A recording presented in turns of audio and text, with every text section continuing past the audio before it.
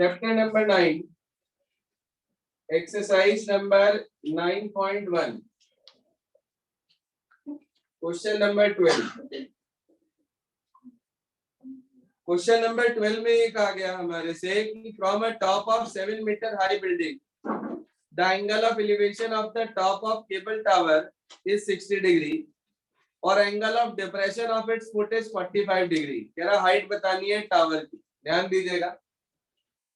कह रहा है 7 मीटर हाई बिल्डिंग है, बना दी हमने, उसकी टॉप से एक केबल टावर की टॉप का एंगल ऑफ एलिवेशन दिया हुआ है आपको 60 डिग्री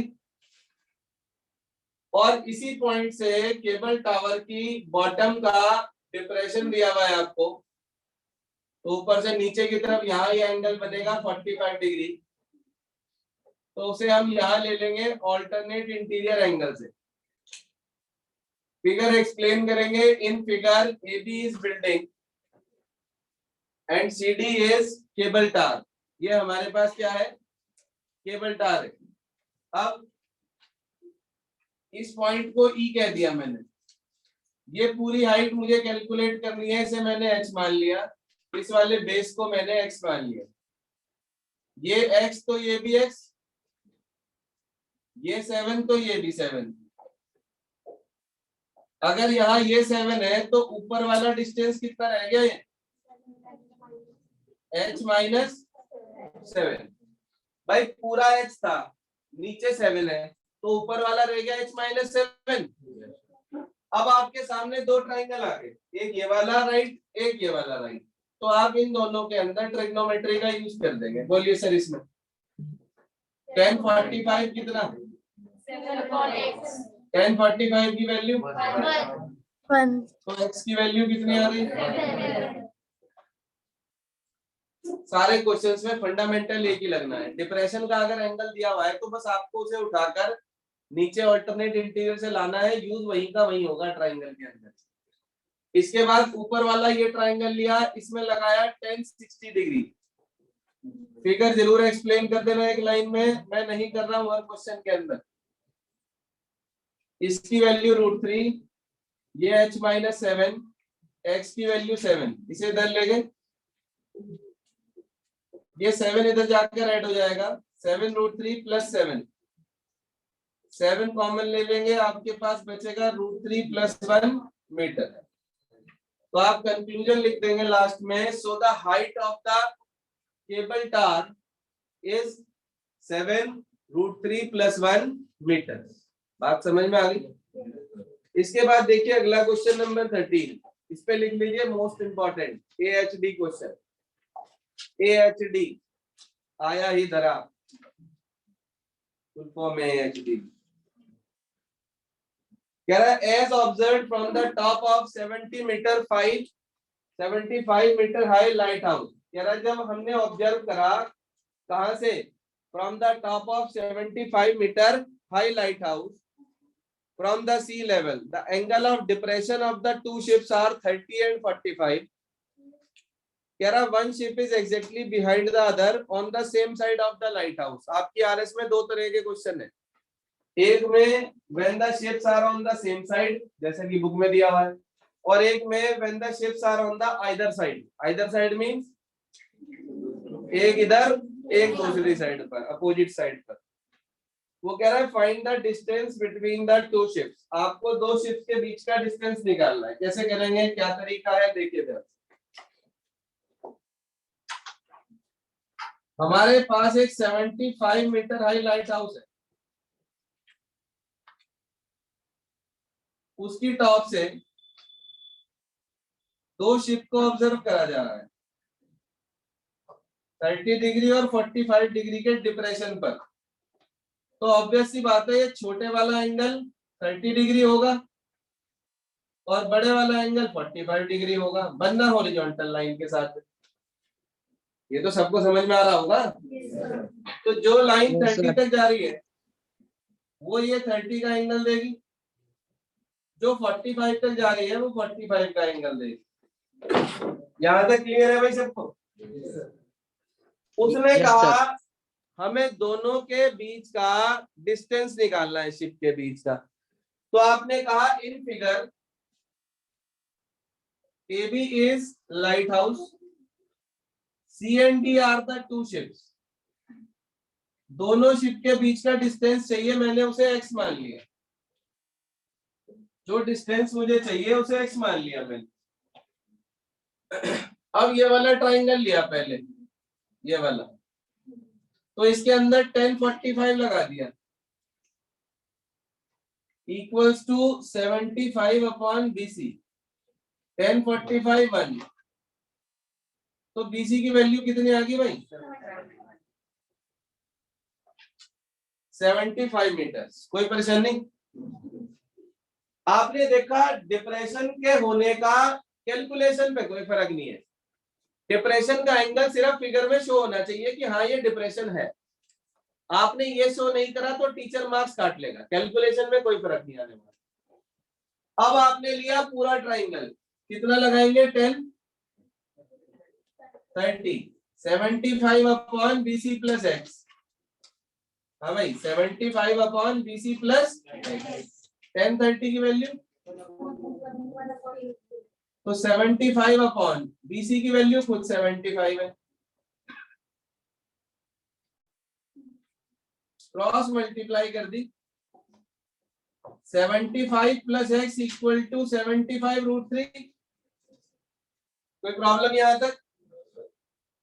आपने इस 75 को दूसरी साइड भेजना है और फिर 75 कॉमन ले लेना है। 75 आपने कॉमन ले लिया, अंदर बच गया रूट 3 माइनस 1। कितना मीटर? चेक करना आंसर। क्वेश्चन में यही कहा था कि you have to find out the distance between the two ships. हमें दोनों शिप्स के बीच का डिस्टेंस कैलकुलेट करना था, तो वो डिस्टेंस हमने कैलकुलेट कर दिया।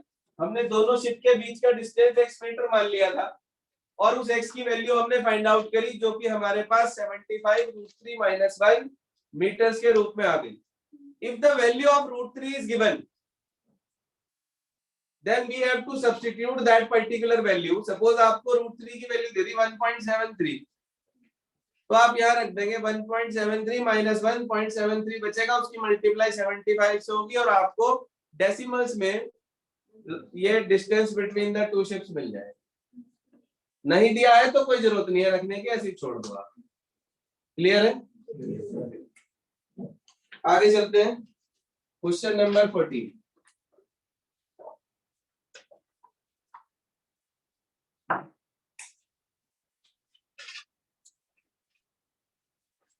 क्या कह रहा है क्वेश्चन नंबर 14? देखिए ध्यान से। क्वेश्चन 14 में बोला 1.2 metre tall girl spots a balloon moving with the wind in a horizontal line at a height of 88.2 metre. जो बैलून की हाइट है ग्राउंड लेवल से वो 88.2 मीटर दे रखी है। कह रहा the angle of elevation of the balloon from the eyes of the girl at an instant is 60 degree, और कुछ देर बाद वो एंगल ऑफ एलिवेशन रिड्यूस होके 30 डिग्री हो गया। Find the distance travelled by the balloon during the interval. जी हाँ भाई, हमें नहीं पता कि वो बैलून पास आ रहा है या दूर जा रहा है, सिर्फ इतना पता है कि एलिवेशन पहले 60 था, अब वो 30 हो गया, तो वो बैलून पास आया होगा दूर गया होगा। कॉमन सेंस की बात है, which is not common nowadays. देखिए ध्यान से भाई, ये बैलून की ऊंचाई है 88.2, ये गर्ल की ऊंचाई है 1.2।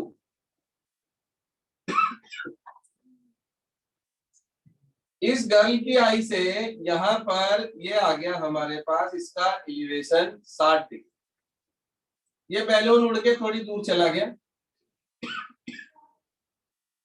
यहां पर ये, और वो जो एलिवेशन है वो घट के 30 रह गया। पक्का भाई? एलिवेशन घट के 30 रह गया, तो ये इनिशियल पोजीशन बैलून की और ये फाइनल पोजीशन। उसने कहा बैलून ने कितना डिस्टेंस ट्रेवल करा, हमने कहा भाई हमें नहीं पता कितना करा, हमने तो x मान ये ऊपर x तो ये भी x, ये 1.2, ये भी 1.2 और ये भी कितना, पूरा 88.2 था, 1.2 चला गया, क्या रह गया 87। फिगर समझ में आ रही है? इस वाले को भाई मान लिया जो मुझे नहीं चाहिए। बताओ भाई इस छोटे वाले ट्राइंगल में कौन सा एंगल आ रहा है? छोटे वाले में कौन सा आ रहा है? 60 डिग्री। तो हमने 60 डिग्री अप्लाई करा इसमें। 10 60 डिग्री इज इक्वल्स टू, बोलो भाई ना ना, पहले ये बताओ ना 87 अपॉन वाई, एक्स कहाँ है? एक्स तो उधर है।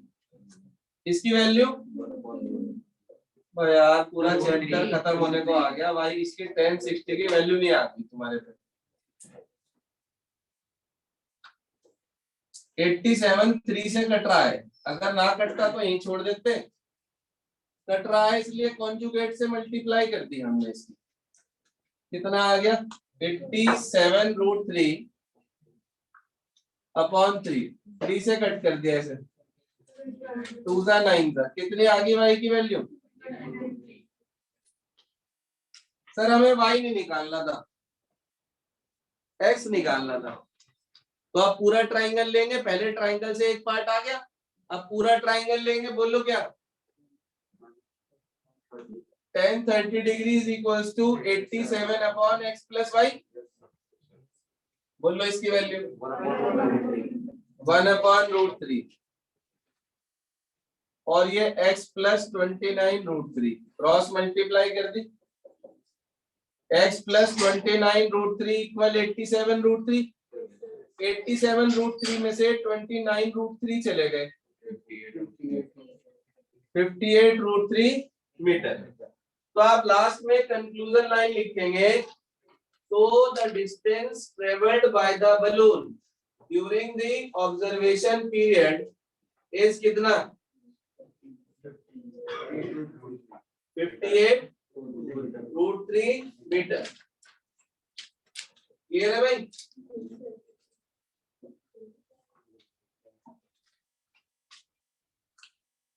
इसके बाद देखिए नेक्स्ट क्वेश्चन,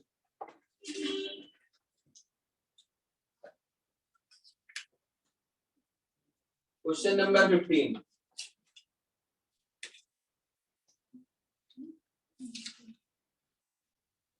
क्वेश्चन 15 पे डाल लीजिए मोस्ट इंपॉर्टेंट।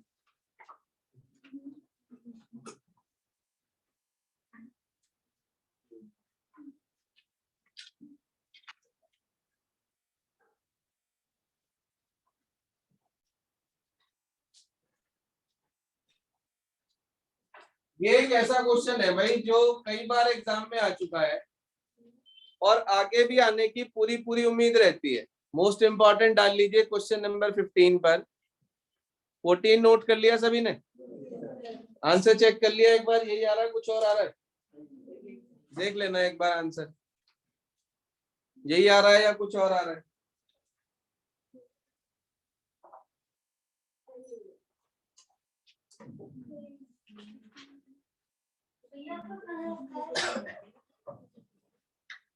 इसके बाद देखिए क्वेश्चन नंबर 15 क्या कहता है।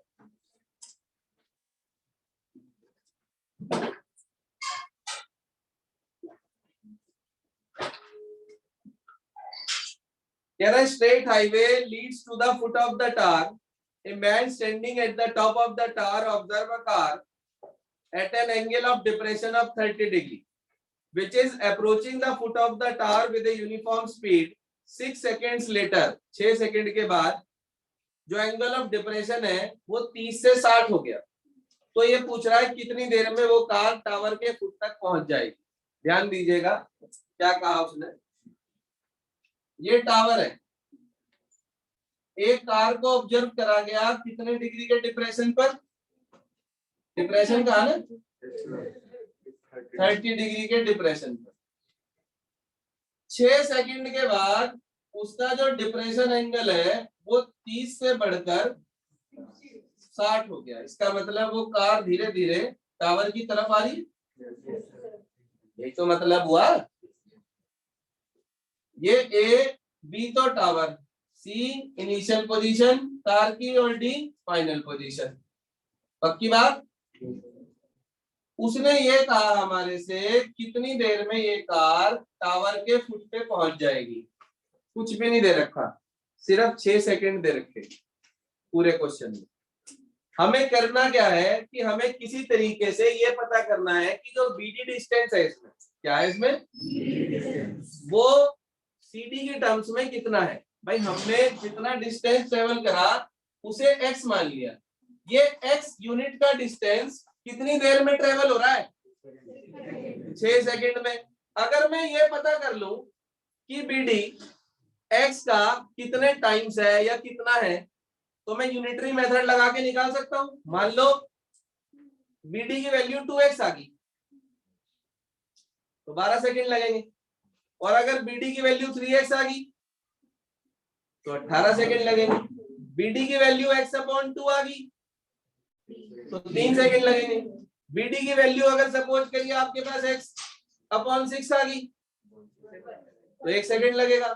तो means we have to find out the value of BD in terms of x। BD की वैल्यू x की टर्म्स में निकालनी है, यही तो फंडामेंटल हुआ। मतलब हमें बीडी रखना है और x रखना है, h नहीं रखना, h नहीं रखना, यही तो मतलब हुआ। इसे अलग अलग तरीके से कराते हैं टीचर्स। क्लास में इसे कोई टी मान के कराएगा कि भाई let the time be T या let the speed be X, अलग अलग तरीके से। मैं आपको इसमें कोई अलग तरीका नहीं सिखा रहा। We do this method by the all previous methods that we do in the previous questions. कुछ भी नया नहीं है, जो सिखाया वही करना है। देखो कैसे, आपने लगाया पहले ये 30 वाला एंगल है तो ये दूर वाला, ये इस लाइन तक जो आ रहा है ये 60 हो गया। पहले आपने लगाया 1060 डिग्री, क्या आएगा बोलो बोलो, अरे h/bd, इसकी वैल्यू h/, तो h की वैल्यू कितनी आ गई, bd√3। ये किसकी वैल्यू आ गई, h की वैल्यू आ गई हमारे पास। यहां तक ओके? हाँ भाई यहां तक ओके। h की वैल्यू bd की टर्म्स में आ गई हमारे पास। अब हमने पूरा ट्राइंगल पकड़ा, नाम ABC, उसके अंदर हमने लगाया 1030 degree is equals to h/bd plus x। यही तो बताओ भाई 1030 डिग्री कितना, h की वैल्यू यही है bd/bd प्लस क्रॉस मल्टीप्लाई कर दी, bd plus x equal to √3 3bd। ये आ गया bd plus x equal 3bd। यहां तक ओके? 3 bd में से आपने 1 bd पी ली, कितनी bd रहेगी, 2 bd रहेगी। ठंड बहुत है ना, पी सकते हैं, कोई भी पी लेता है कभी। तो 3 bd में से 1 bd चली गई, 2 bd रह गई। अब बताओ bd की वैल्यू कितनी आ गई है, x/, आप कहेंगे x यूनिट डिस्टेंस, डिस्टेंस छूट गया लिख लेना, ट्रेवल्ड इन कितने टाइम में, 6 सेकेंड में। 1 unit of distance travelled in कितने टाइम में, 6/x सेकेंड। और x/2 unit of distance travelled in 6/x into x/2। x से x कट गया, 2 से ये कट गया, 3 पर कितने सेकेंड। क्या आंसर है चेक करिए। आप ये देखो, कोई जरूरत तो नहीं पड़ी हमें अलग से टी मानने की, फलाना मानने की, ये मानने की। जैसा हमने सीखा वैसा ही हमने करा। भाई हमने बीडी को एक्स की टर्म्स में निकाल लिया। ऐसे बहुत सारे क्वेश्चंस हैं, किसी में 12 मिनट दिया हुआ है, किसी में कुछ दिया हुआ है, किसी में कुछ दिया हुआ है, किसी में एंगल चेंज है। एक ही मेथड है, सबको करने का एक ही तरीका है, कुछ भी अलग नहीं है। सिस्टम क्लियर हो गया सभी को? तो ये आपके पास एक्सरसाइज नंबर 9.1 खत्म होती है। इसके बाद जरा एग्जांपल निकालेंगे। एग्जांपल है एग्जांपल नंबर 5 सन्स ऑल्टीट्यूड वाला। एग्जांपल 5 इस पे लिख ले most most most important AHD सवाल आया ही धरा एग्जाम में, जाते ही करना है, बाद में क्वेश्चन पेपर से नंबर देख के डाल देना है, ठीक है? ना आए तो काट देना, फिर क्या कर सकते हैं, ये थोड़ी ना दिखता रहने देना। चलिए तो भाई हम हैं, इससे पहले के एग्जांपल्स में कोई दिक्कत आई हो? वैसे तो मैंने आपको सारे करने के लिए दिए थे। हाँ जी, एग्जांपल नंबर 3 में, एग्जांपल 3 में दिक्कत बता रहे भाई। वैसे अब ये हो जाएगा। कह रहा है एक ऑब्जर्वर 1.5 मीटर टाल है, 28.5 मीटर की दूरी पर है चिमनी से। कह रहा है the angle of elevation of the top of the chimney is 45, height बता रहा, पूछ रहा चिमनी की कितनी होगी। तो 28.5 तो बेस हो गया। आप ऊपर ट्राइंगल के अंदर 1045 इक्वल्स टू फिगर के हिसाब से AE अपॉन ED लगा दोगे। ED की वैल्यू 28.5 है, तो AE 28.5 आ जाएगा, उसमें 1.5 और जोड़ दोगे, हाइट जो है उसकी। भाई जो BE है वो DC के बराबर है फिगर में देखो, तो 1.5 वो और 28.5 वो, 30 मीटर आपके पास हाइट आ जाएगी चिमनी की। चेक करो आंसर अगले पेज पे, परफेक्ट आ रहा है एकदम। देखो पांचवा ही एग्जाम्पल डिफरेंट है, बाकी सारे एग्जाम्पल्स आप एक बार आज ट्राई करके देख लीजिएगा।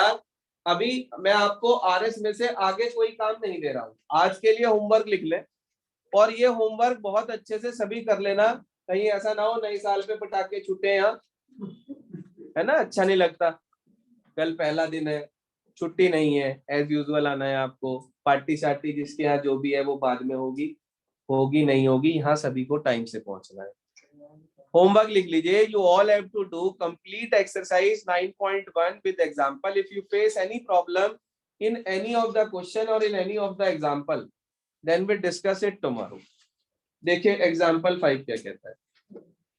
कह रहा था शेडो ऑफ ए टार, ध्यान से समझ लो, क्वेश्चन बहुत अच्छा है। कह रहा था shadow of a tower standing on the level ground is found to be 40 metre longer when the sun's altitude is 30, then when it is 60. कह रहा find the height of the tar. Question को समझो, question की ना language ही समझ में नहीं आती आधे बच्चों को। ये नोट कर लिया सभी ने? हाँ भाई, ये नोट कर लिया सभी ने 15? सुनिए एग्जाम्पल नंबर 5।